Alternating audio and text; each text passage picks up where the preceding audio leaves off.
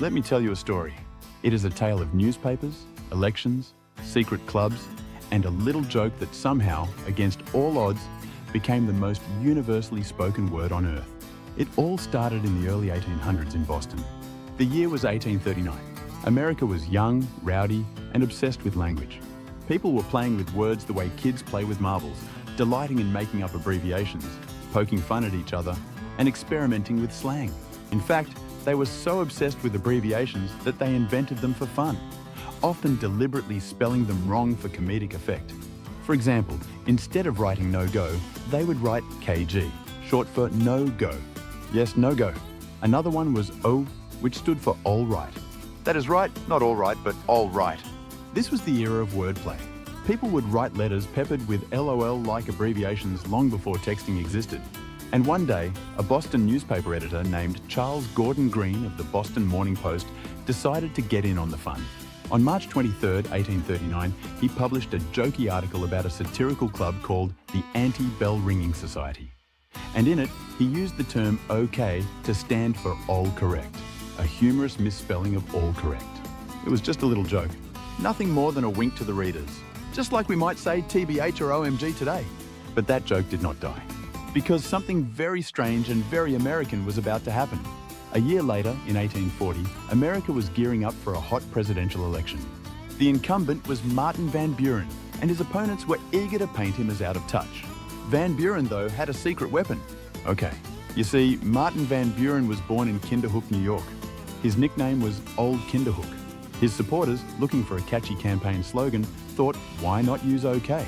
Suddenly, buttons, posters and banners began showing up across the country with just 2 letters. OK. It was a campaign catchphrase, short, memorable and mysterious.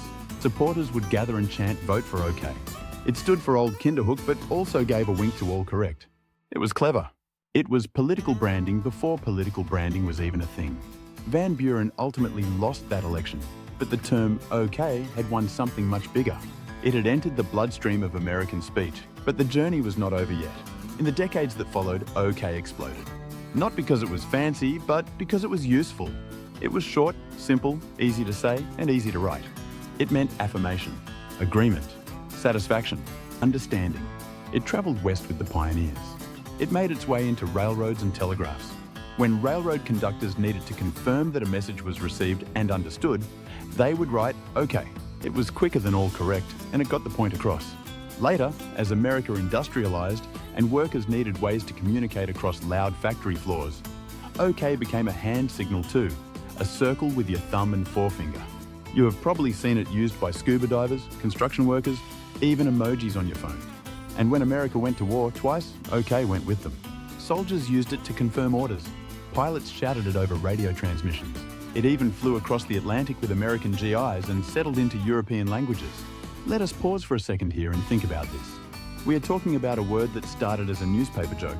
A playful misspelling in Boston became the universal word for yes, good, got it, all right.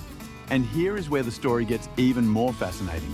Linguists say OK is now the most widely recognized word on earth. You can go to Ghana, the Philippines, Turkey, Japan, Brazil, or Iceland. And odds are you will be understood if you say OK. It crosses languages. It crosses cultures. It has become a kind of linguistic passport. And yet, if you had asked Charles Gordon Green back in 1839 whether his little joke would become the world's most famous word, he probably would have laughed. But let me bring this back to something more human, something more intimate. Have you ever been in a moment of tension when you were not sure what to say? When someone you love was upset or confused or scared, and all you could say was, "It is okay." There is a kind of power in that. Not because OK is dramatic or poetic, but because it is gentle. It is humble. It does not try to fix everything. It just says, we are on the same page. You are not alone. That is what makes OK so enduring. It is not just a yes. It is not just an acknowledgement. It is a connection. A tiny word that lets people know, I see you, I hear you, I understand. Even in today's digital world, it lives on in texts, apps, memes, smart speakers, and touch screens. You click OK to close a window. Siri and Alexa respond to OK. You type OK when you are not in the mood for long sentences, but still want to keep the conversation going. It is the ultimate minimalist message.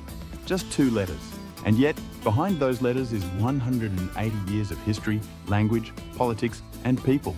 So next time you say okay, remember, it is not just filler. It is a word that was born from a joke, raised by politics, hardened by war, and softened by love. It is all correct. It is old Kinderhook. It is okay. If you found this helpful, hit that like button, subscribe for more amazing content.